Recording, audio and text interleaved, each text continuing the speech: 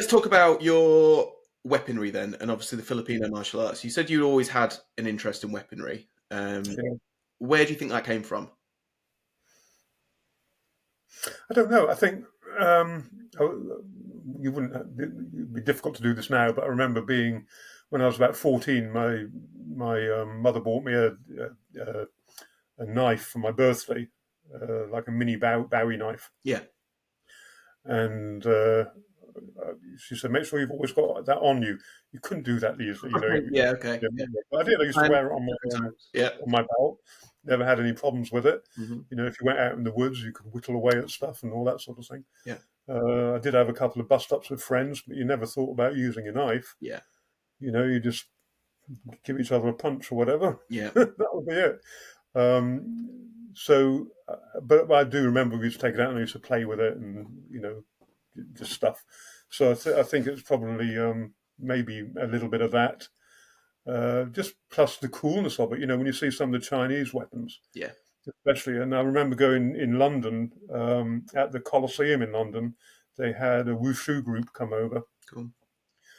From China. And they did this, and it was just amazing, the stuff they do. And they had all the spears and all sorts of stuff. In fact, it was so damn good that I went and bought, when it finished, I went and bought a ticket to go back and see it again. Oh, yeah. Made an impression. And I think just the spectacle of it, and you've got spears flying around and all that sort of thing, just really appealed to my sense of drama, I suppose. And colour as well. You know, the Chinese, when you see them, like Chinese acrobats, they're all colourful. Yeah.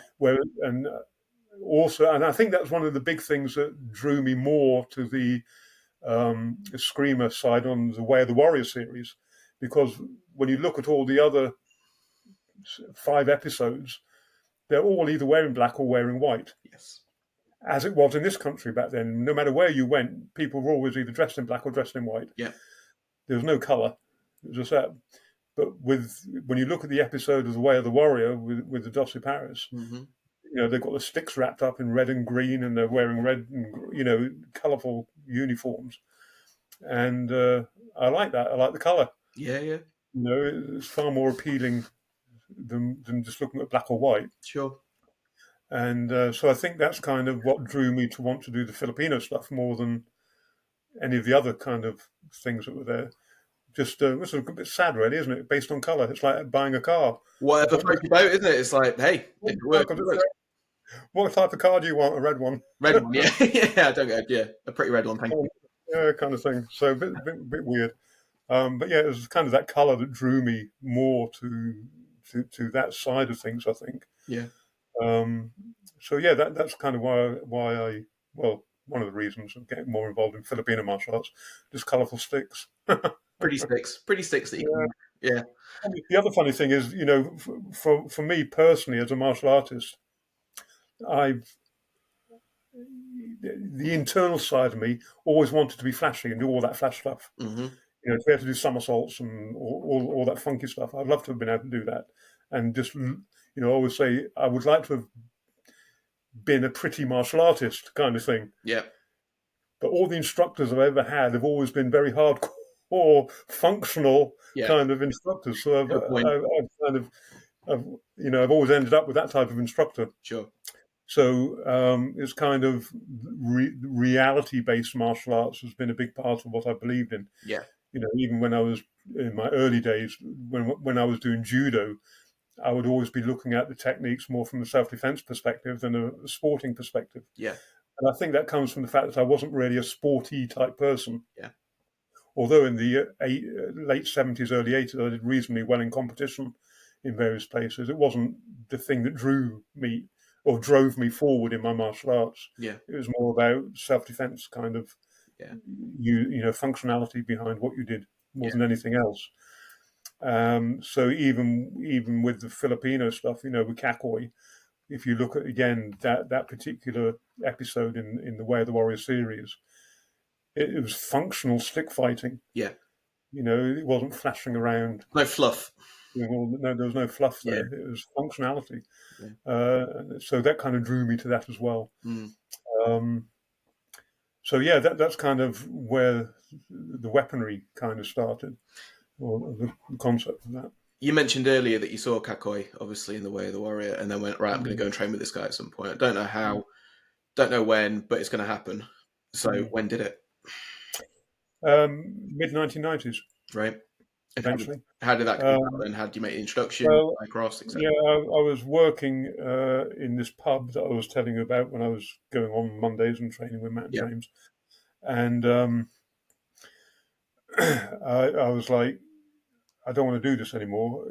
It was horrible because I set myself a date. I said, right, I'm going to go to the Philippines on this date.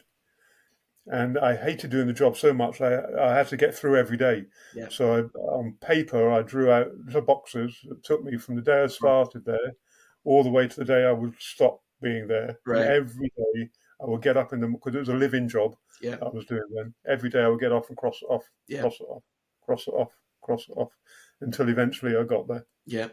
And I went out to the Philippines. I didn't know where I was going. I knew what I wanted, who I wanted to train with. I knew it was in Cebu City. Yeah.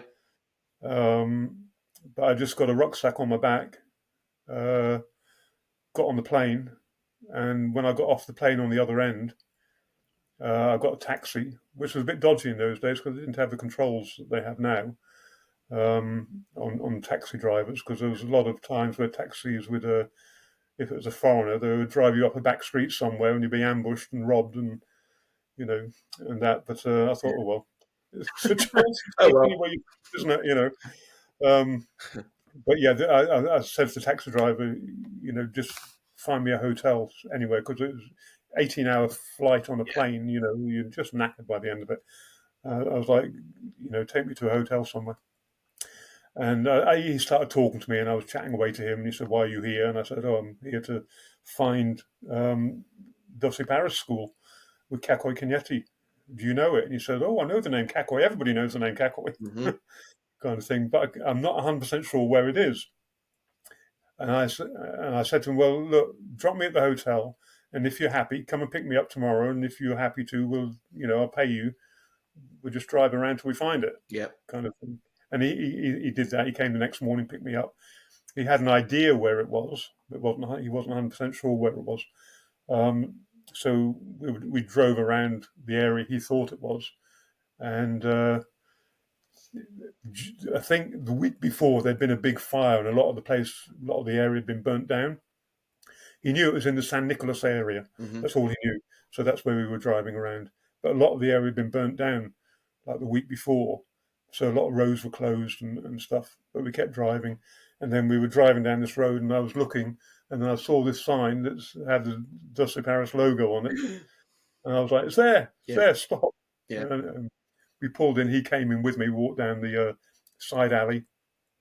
Everybody who has been to the headquarters will know the side alley. You walk all the way down through the gate and then there's the family compound sort of thing. And there's the headquarters training area and then the family house is next to it. Right. And I walked in there with the taxi driver and this guy came out from the house and said, "Can I help you?" And I said, "Yeah, my name's Anton. I'm here. I'm here from the UK. I want to learn a screamer under Cacoy." And he said, "Oh, Papa's in the UK at the moment."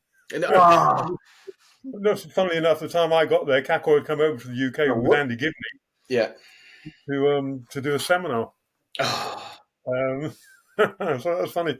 And he said, "My name's Dennis. I'm Cacoy's son. Right. I run the headquarters here for him when he's not here because Cacoy used to spend like 6 months in the States, in California, and then 6 months or so back in the Philippines, or doing his traveling, teaching." But he said, how long are you here for? I said, as long as it takes, because I didn't have any other plans. Cool. I said I'd saved up like £5,000. Yeah. And it was out in the Philippines especially back then. Yeah. Lasts a long time. I was like, however long it takes. He said, "Well, I'll contact John. He's our world champion. And I'll see if he's happy to come and see you tonight. Come back this evening." Cool. So I went back to the hotel I was staying, which, funnily enough, it was in an area called Lebangon, which isn't too far away from where the headquarters is. Right. Okay. The Jackie Rand pension house it was, that was run by an old guy. He was a lovely old guy. He was so funny, such a funny guy. Sadly, he's passed away now as well. But I had a good time staying there. It's funny. Some funny stories. Right. But I digress on that a little bit. But what I used to do is a couple of the first that night I met John basically, and he said, Sir Dennis has asked me to come and see you. I hear you want to train. I was yes. He said, when can you start? I said now. Yeah. He said, well, maybe tomorrow morning. Okay. So I went back to the hotel. And I thought, if I'm going to travel in by taxi every day, I'm going to run out of money fairly soon. So I thought I'd just walk in. I know what route the taxi takes. Yeah. So I used to walk in and walk home every day because it wasn't that far. It's about a half an hour walk. And I used to do that. And yeah, so that first session with John was really, because John was really young back then as well. And he was kind of in his discovery phase of things and his early teaching phase. Yeah. And I got on really well with John, and he lived right outside where their little house was, kind of overlooked the headquarters training area. Okay. Yeah. And he had Cece as his partner back then, and she would sometimes peer over the wall and see what we were doing. Yeah. And I'd go hi. And one day she invited me to have dinner. John came and said, Cece's invited you to come and have dinner if you want. And I spent the evening with them, had a wonderful evening with them, got on really well with John, Cece, and Mitzi and Melody, who were the daughters. And I kind of half moved in with them pretty much. Right. I'd be there more than I was at the hotel. Sure. And, and I just trained with John every day. He was doing a horrible job. He was living working in a hotel in the basement of a hotel, and his job was to turn water on and off when it was needed. Oh, really? And I remember saying to him one day, "How much do you get paid to do that?" And he told me, he says, "I can pay you more just to come and teach me." Mm-hmm. And that's kind of what he did for the time I was out there. He gave that up and just taught me. Perfect. Which was great. And Dennis would call Cacoy. I remember talking to Cacoy on the phone, and Cacoy said, "Anton, I hear you're there. I'm here." Yeah. I was like, "When are you coming back?" So I actually did that first time I was over there. I never got to see Cacoy. Oh, really? You flew all that way to go and see Cacoy? Yeah, it was only the second time I went out that I got to actually meet him. Yeah, still sounds like an amazing first trip, though. It was an incredible first trip. So many funny things happened on that trip. Matt often says to me, "You need to write a book about all the experiences you've had." Definitely. I have posted some up every now and again on social media, just as little snippets of what have you. Yeah. But yeah, it's something I might do in my retirement. I think that's a good idea. I think lots of write the memoirs. Yeah. But yeah, there were lots of strange times. I was kind of half fortunate. Well, yeah, really fortunate enough to be witness to the last challenge of Cacoy. Right. Okay. Anybody knows about Cacoy? He was kind of the fighter of the Dusty Paris school. Yeah. He was the one who would always go and do the challenge fights. And I was out there with Tom Barlow. At the time, I took Tom Barlow out. Yeah. Because now he's BJJ mostly now. Yeah. Has his own. He was my business partner. He became my business partner not long after that. Right. He helped run the academy and was a very important part of the early stages of that development. He now runs his own rolling dojo in Cambridge. Yep, another big name. Yeah. So he came out with me, and Cacoy got challenged again while we were out there, and that's a whole story in itself as well. I think Tom's actually talked about it on one of his podcasts that he did with somebody. Oh, maybe. But it was pretty scary, but intense. Funny as well. It was intense. It was incredibly intense. Yeah. What was it like actually meeting them for the first time? So obviously you flew back home and then flew out again to go and see them. and then meeting. He was fantastic. Such a warm-hearted guy. Mm. Always laughing. Always wanted to involve you. Always inviting you into the house to eat. You know, and you know, when you go to Cebu and you mention Cacoy, everybody knows him. Even now, you talk about Cacoy. You know, he's been dead 6, 7 years or whatever. But everybody knows Cacoy, and he's legendary. Really, so many people have seen him fight the challenge fights that he used to have, especially the older generation of the Philippines. And they always say, "Oh, I'm unbeatable Cacoy," kind of thing. But you know, when you see him in that combative light, but when you see him in his life light, two completely different polar opposites, really. You know, and I think that was just that. You know, his character really was. You've got to enjoy life, but if somebody crosses you, you've got to deal with that, and you've got to deal with it immediately. Yeah. And he always used to say, you know, you never challenge anybody, but you never refuse a challenge. Yeah. Kind of thing. And such a wonderful family man as well. He loved his family hugely. I was also, sadly, this is one of the sad occasions, I was also out there when his wife, Herminia, died, which was very sad because she died on her birthday. Oh. And I remember we were all preparing food, and I was actually making English type food to take to the celebration. Mm-hmm. And we got the phone call that she had passed away around about lunchtime. How old? So she was, I don't know exactly how, because I never actually met her. She was in hospital. Right. She was in her probably 80s, 70s, 80s, I would think. Yeah. But we got the message that she had passed, and so that evening, the birthday celebration became a kind of wake in a way. It was quite sad. Yeah. You know, and I went to the headquarters shut down for a mourning period, kind of thing, and but I got John got hold of me and said, Manong Cacoy has said you must still teach Anton. So we were the only ones that were going to the gym and training, John and I. Right. We were the only ones allowed to continue training. Yeah. And went to her funeral, was there at her funeral, which was really sad, all the family there and what have you. Mm-hmm. But it gave me a kind of really deep insight into the family life of the Cañetes, not just the kind of martial art life. Sure. And I got to sit down with, you know, when you're at the, because they do this like every day, people are at the church paying their respects.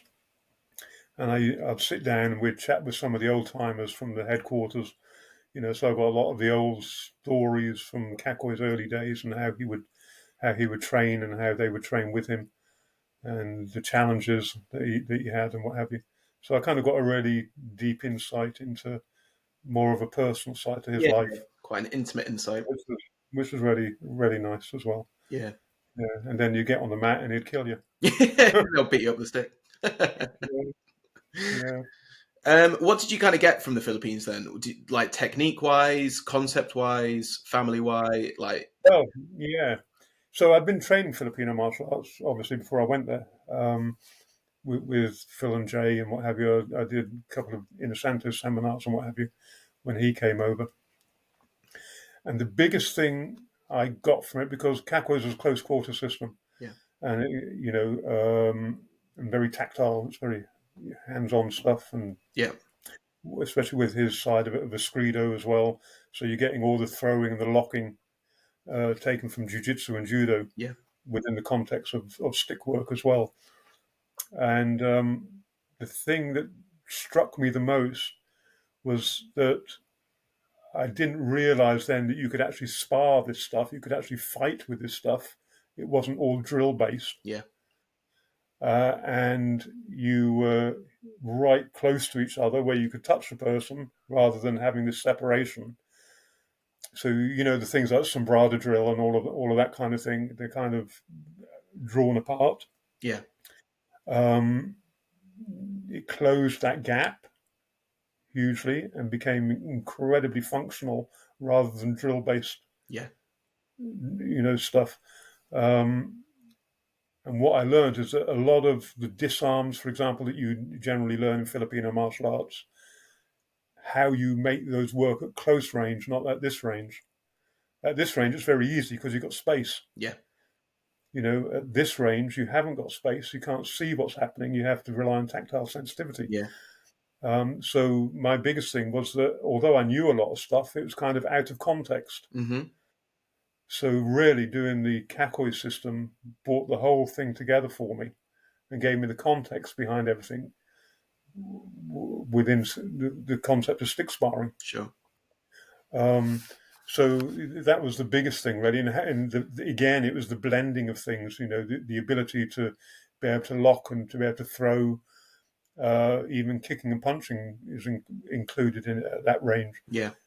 So again, it was very, and as Danny Nisanto used to say about Cacoy, Cacoy was the Bruce Lee of the Philippines, really.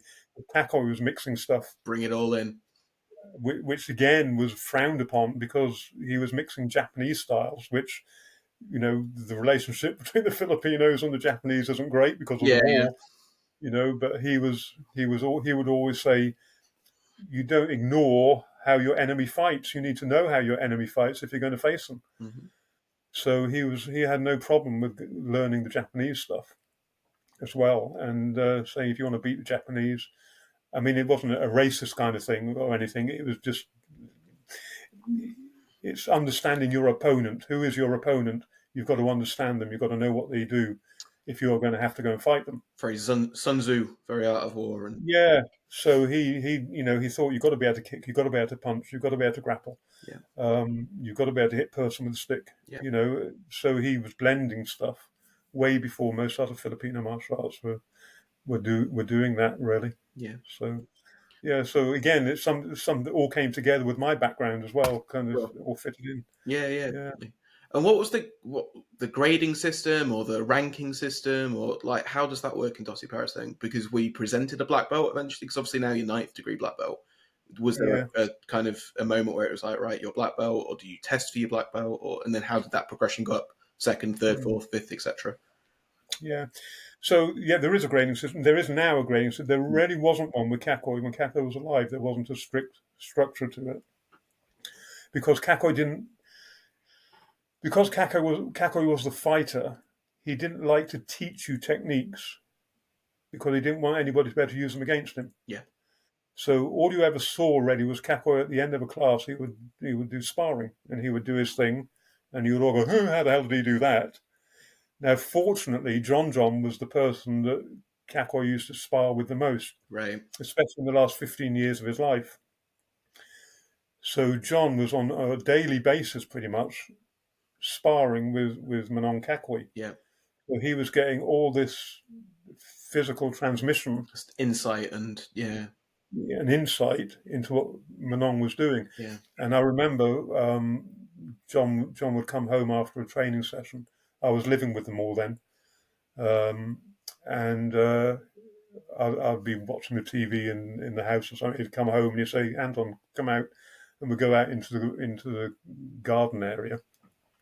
And he'd be trying out what Cacoy had done during his sparring session and kind of experimenting with it. And I would just go with him and let him do stuff on me because he was just trying to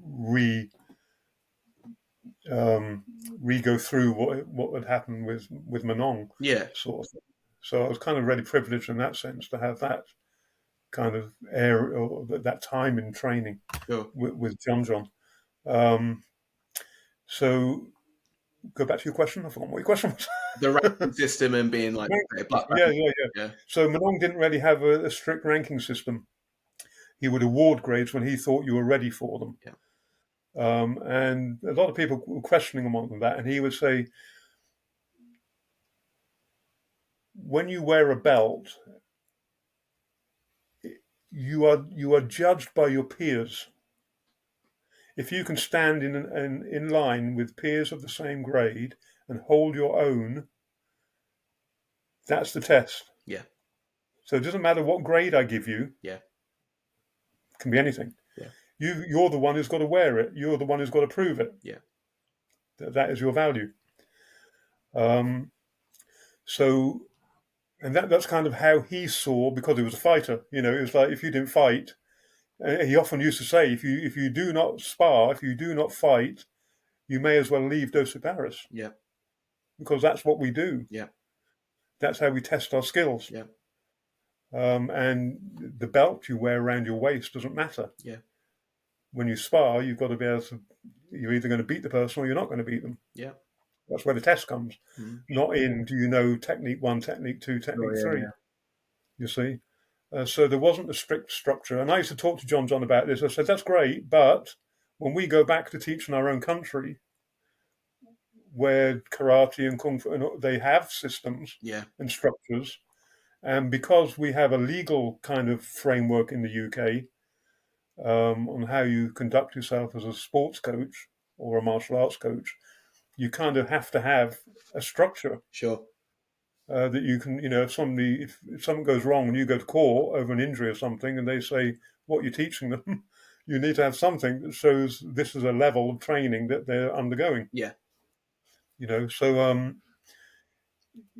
back in those early days, John and I would kind of put together a basic kind of program, if you like, of structure behind everything. Yeah. And now that has developed now into a full-blown curriculum of study that takes you from white belt. They don't have very many belts in the Cacoy system. You start off as a white belt, then you go to green belt, and then you have 3 levels of brown belt and then black. Okay. So it's very much like BJJ kind of thing. Yeah, there's some similarities there. Yeah. And there's a similar concept behind it. Yeah. That if you can't spar, yeah, you aren't anywhere within a structure. You aren't in a system. Yeah. Kind of thing. So it's all pretty much your ability in sparring that counts more than anything else. Yeah. That's changed now, and there is a curriculum of study that you have to fulfill to get through up to your black belt level and then beyond. In terms of how did I, like when they said to me, okay, we're going to test you for Grandmaster rank. Well, they didn't really even say that. John just gave me the hint one morning. He said, Manong's going to check you out, sort of thing. Yeah. And I was like, oh, okay. I didn't know what grade he was going to present. I mean, I was, what grade was I? I was 6th or 7th degree black belt under him then. I was master level, which he presented to me years and years before. So I thought, I don't even know what I'm going for, really, And we did our training session, and at the last half hour of it, Manong got everybody to sit down. He said, Anton, up, John, up. And it was half hour sparring with John. It was just sparring. And it was a fantastic sparring session that we both had. We ended up on the ground, grappling on the ground with stuff. I remember John getting me in a choke with a stick when we were on the ground, and I managed to get my finger in, which gave me a bit of an airway so I could get myself out of it, and then we were back up on our feet and sparring again. Manon Cacoy, as always, was sat at the side laughing his head off at different things, and at the end of it, he presented me my 9th degree. Amazing. It must have been an incredible moment. And it was an incredible moment because it wasn't too many years after that he passed on. Yeah. So it was a privilege to have had him present the grade to me, but also for me to have had to prove to him that I had the ability to meet the criteria that he thought was worthy of grades being presented. Yeah. Kind of thing. So that was a very special day and a special moment. Yeah. I can imagine. Yeah, good memories, right? Yeah, very good. Yeah. Very good. So now you obviously run your own full-time place in Plymouth at the Masters Academy. You've trained coaches that have then become, quite big names in themselves, as we spoke about, Matt Chapman, Tony Davis, Tom Barlow, etc. What do you see as some of the most important things about being an instructor, a coach, a sensei, however you want to call it, a professor? we run our own internal coaching courses Okay. for our own coaches. Yeah. And one of the things I always say to them is that the biggest mistake most instructors make is that they teach classes for themselves, not for their students. Yeah. And you have to let go of what it is you want out of martial arts and find out what your student wants from their martial arts. And you're going to get loads of different answers. Yeah. They're all going to want something different. And you can't give everybody something different, not on a group basis. Sure. But what you can do is try and hit as many of those needs as you possibly can. And then, the way that I kind of get around that is I'll kind of hold, if I know people are into their martial arts purely for self-defense, then I'll try and run a seminar that is, I did some time ago, kickboxing for self-defense, sort of thing, so that you can give them that thing that they're in it for, if they're specifically looking for. But don't make the mistake of just, because I remember the early days of teaching, and I know when I used to go and be taught that very often you were taught what the instructor felt like teaching that day, rather than what you needed as a student. Yeah. And if the instructor was in a bad mood, you got a brutal class. Beasting, Yeah, and and again, I never thought that was a very productive way of teaching. Mm-hmm. So I was kind of very curriculum orientated anyway, because I think because of the family all being teachers, you kind of have that. I like structure behind what I do. Sure. Which is why I found initially in the early days doing the Cacoy stuff, I found very frustrating because there wasn't that structure in place. Yeah. So I kind of kept pushing for that to happen. I recognise that having a structure is also a limitation as well, because once you build a structure, you kind of get rigid to that. Stuck in it a bit, yeah. And if you're not careful, you don't look outside of that structure. So it's kind of, you have to find that balance of all the time. So the structure is there to bring you back on track. Have the structure, break the structure, get the still explore outside of it, kind of thing. So yeah, that's the main thing I think with teaching is don't teach for yourself, teach for your students, and that's really the core of where you should be coming from as an instructor. Definitely, yeah. You've been going through your own little bit of a battle recently as well, in terms of the cancer diagnosis and things like that. When did that first come about, and what did you notice, and where are you now?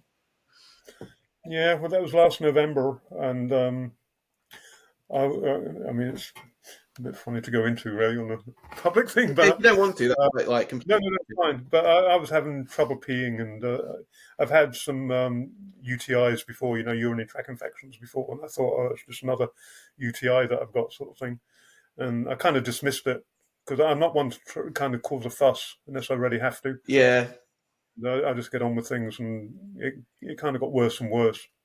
And I thought, no, this can't be right. I need to go and get some antibiotics or something to clear it up.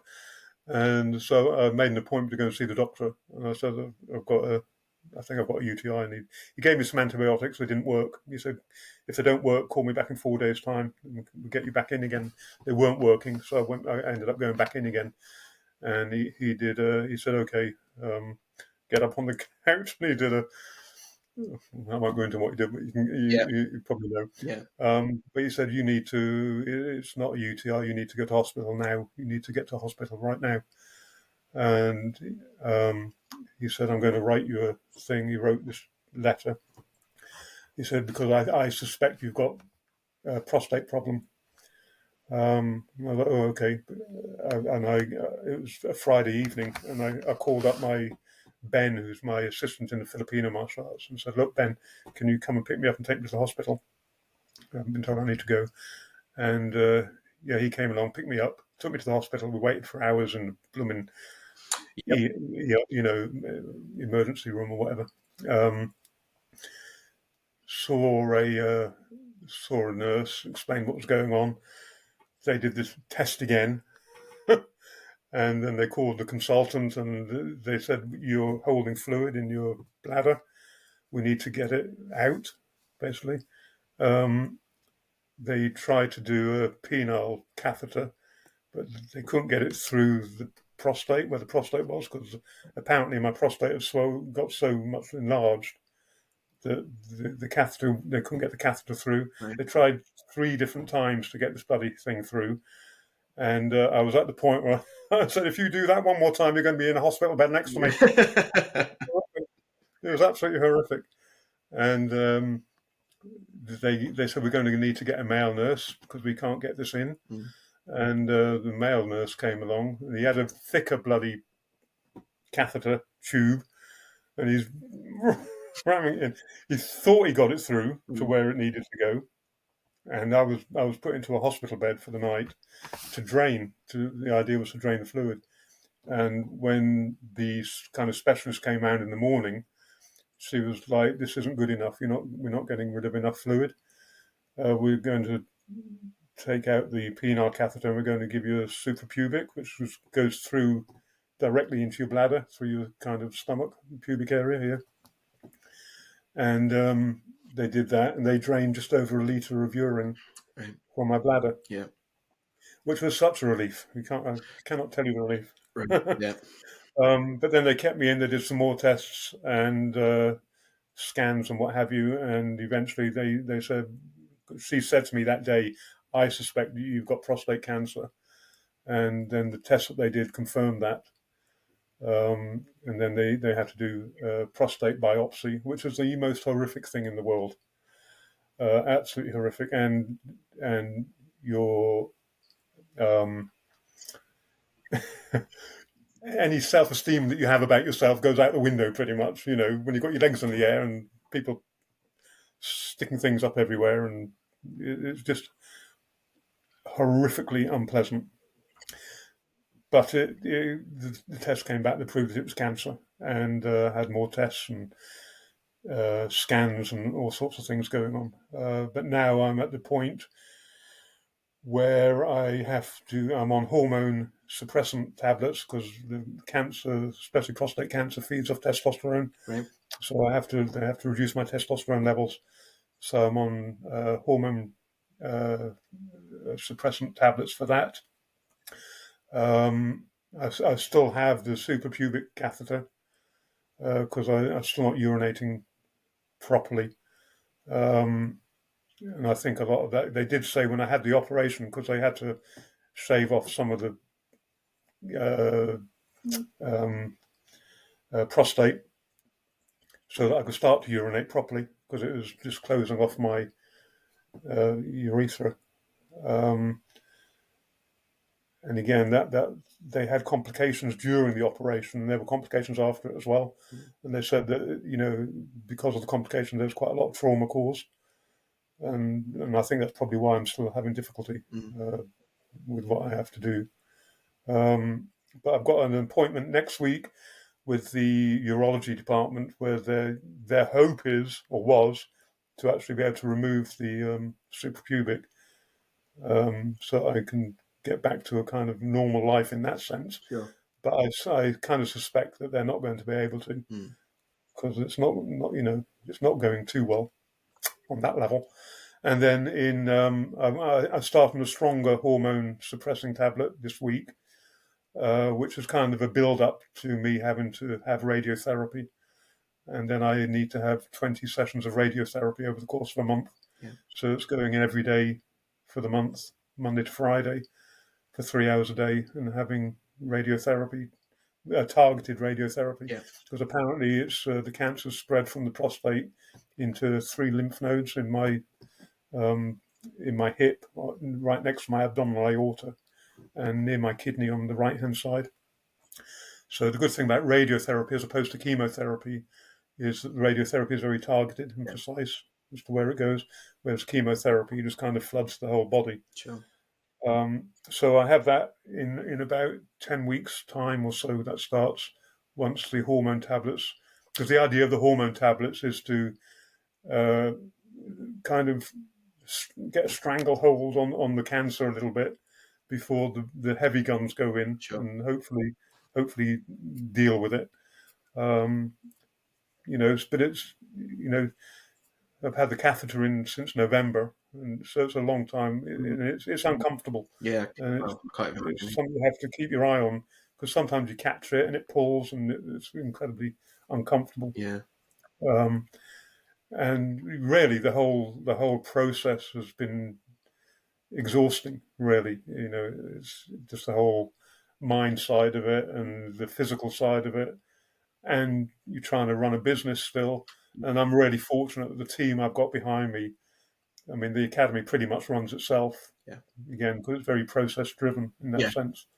Um, because I'm always traveling to the Philippines anyway, I needed to set the academy up so that it could run without me. Yeah, sure. But now it's running without me for another reason.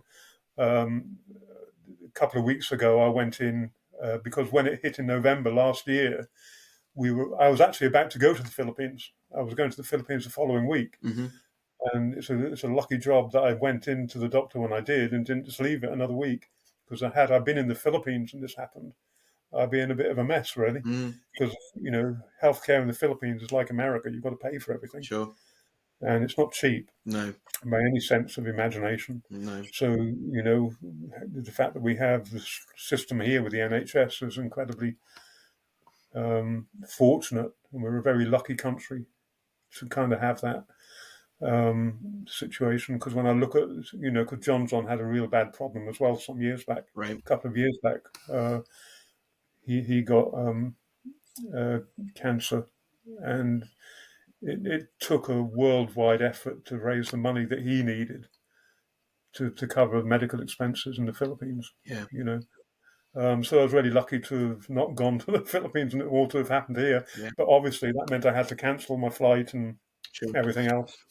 So I'm hoping that once I've had the radiotherapy here, I can get back out again Yeah. for it's the World Championships in August. So my goal is to be well enough to get back out there for the World Championships. Will you be coaching there or spectating and just enjoying? Yeah, when I go, I usually referee and judge and what have you. I do that sort of thing. I teach at the headquarters when I'm out at the headquarters. Yeah. And get back out there, see my partner, because I've just bought a house out there actually Oh, congratulations.